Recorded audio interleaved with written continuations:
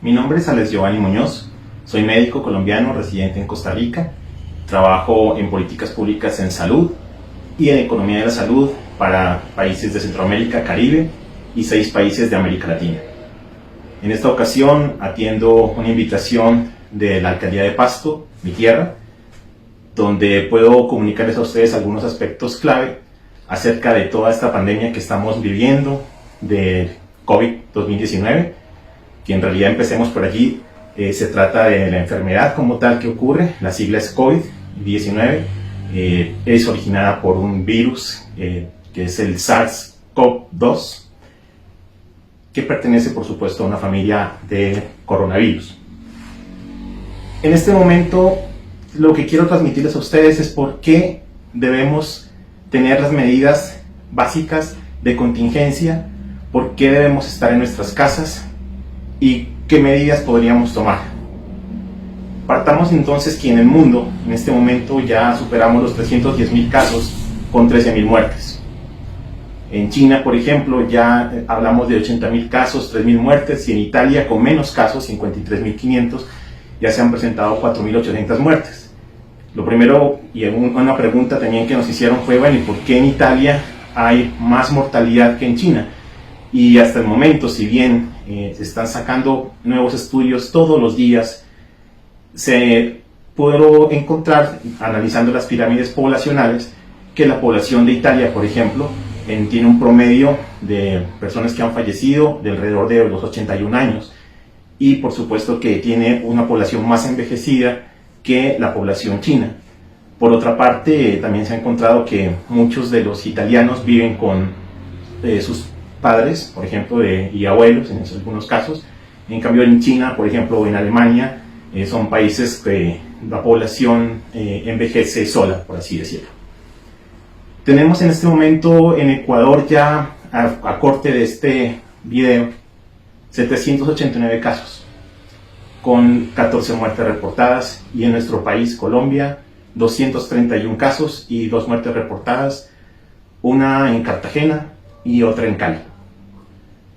Tenemos que hacer todos nuestros esfuerzos por estar atendiendo los canales de comunicación directos y oficiales de nuestros departamentos y de nuestro país. No generemos pánico por cadenas de WhatsApp, por audios que están generando desinformación. En estos momentos es importante conservar nuestra salud mental durante ese tiempo de cuarentena. Tenemos que saber también que actualmente Colombia ha pasado ya la fase de preparación de la pandemia. La fase de preparación llegó hasta el 6 de marzo. De ahí en adelante, a partir del primer caso, ya no hablamos de preparación, sino hablamos de contención. Nos encontramos en este momento en la fase de contención de la pandemia. Y hasta dónde podemos evitar depende de todos nosotros. Esta pandemia exige solidaridad, exige conciencia, exige de todos nosotros poner lo máximo de nuestro alcance para evitar pasar a las siguientes fases, que serían la de contagio comunitario, donde allí existe ya una propagación masiva, que se conoce como la fase 3, o llegar aún a la fase 4, que es la fase de transmisión sostenida. En esa fase de transmisión sostenida es la que se encuentra en este momento Italia, con colapso hospitalario, y donde lastimosamente ya no hay más que hacer sino tratar la emergencia sanitaria. ¿Por qué nuestros países latinos tendrían más riesgo? El New York Times lo publicó hace 3 días en un análisis realizado desde Brasil. ¿Por qué en América Latina tendría más riesgo que los países europeos? Empecemos partiendo que la inversión en salud por parte del PIB per cápita en salud pública de los países europeos es más alta que la nuestra. Por ejemplo, Alemania con un 11% del PIB per cápita versus la realidad de nuestros países de América Latina, que según la OCDE está alrededor del 6,6% en promedio, con algunos países de nuestra región inclusive por debajo de eso.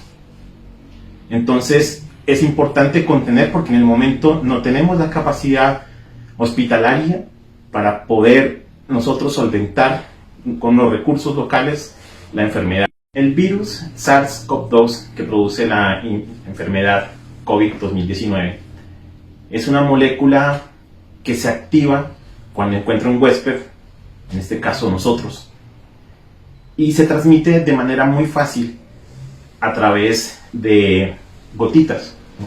De esas partículas que nosotros podemos esparcir al momento de estornudar, por ejemplo. Y tiene la particularidad que puede permanecer activo en algunas superficies por horas o incluso por días. Por eso es tan importante generar espacios totalmente limpios, la higiene de manos, el tratar de las personas que están enfermas, pues cubrirse al momento de estornudar, de usar tapabocas y sobre todo en la restricción, el aislamiento voluntario o en este caso ya obligatorio por la necesidad de que todo el mundo entienda y sea consciente y no sea egoísta con la salud de la comunidad en general. ¿Qué va a suceder durante el aislamiento con respecto a la transmisión del virus? Lo que se espera es que al momento en que las personas dejen de circular, primero, sea mucho más eficiente poder tratar el número de casos que se presenten, de tal manera que no se colapsen los servicios de urgencias, emergencias, hospitalización. Y por otra parte, como les comento, el virus es una molécula que se encuentra activa cuando tiene contacto con humanos, pero cuando está en una superficie puede durar horas o incluso algunos días, pero finalmente el virus se desactiva, o en otras palabras, muere. Por eso, si nosotros guardamos todo este tiempo a cabalidad la cuarentena y disminuimos la circulación de personas en las calles, vamos a poder hacer que este virus realmente se contenga y así evitemos la propagación masiva, que al llegar a esas fases de propagación masiva o de la transmisión sostenida a nivel comunitario es donde se podría presentar una de las peores crisis sanitarias en la historia de nuestro país. Por lo tanto, no seamos egoístas, seamos solidarios, seamos prudentes y tengamos capacidad de adaptación al cambio.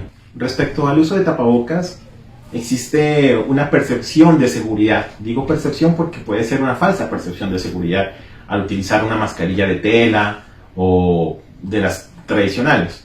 La verdad, lo que pueden proteger lastimosamente es muy poco. Por eso la mejor medida es el aislamiento. Las mascarillas que sí funcionan son las N95 y eso pues que no en un porcentaje del 100%, pero son las que deben utilizar el personal de salud que se encuentra en urgencias, que está en contacto con este tipo de pacientes, el personal por supuesto de las unidades de cuidados intensivos, de quirúrgico que esté asociado con directamente expuesto, y los pacientes por supuesto que tienen que ya una vez confirmada la patología de COVID en ellos, pues tienen que estar en aislamiento. En estos momentos de pandemia es donde podemos conocer la esencia de cada persona, conocer cuáles son nuestros verdaderos valores, cuál es nuestro propósito en la vida y de qué estamos hechos. Por eso los invito a que seamos solidarios. Hay personas que le están pasando mal en este momento. Pensemos en los trabajadores independientes, pensemos en aquellas personas que no tienen recursos o que están sin empleo en este momento y que tienen que afrontar de la misma manera que nosotros tener la responsabilidad de guardar su aislamiento obligatorio. Entonces, si podemos nosotros apoyar en la medida de nuestras capacidades a nuestros conocidos, a nuestras familias o incluso personas que no tengamos relacionamiento, pero si nosotros podemos aportar para que estas personas también tengan algo más llevadero durante esta época de cuarentena nacional, los invito a que lo hagan. Busquen la forma, sean creativos y apoyen a las personas que conozcan que quizás no tienen las maneras de poder sobrellevar esta pandemia como ustedes lo están haciendo en casa.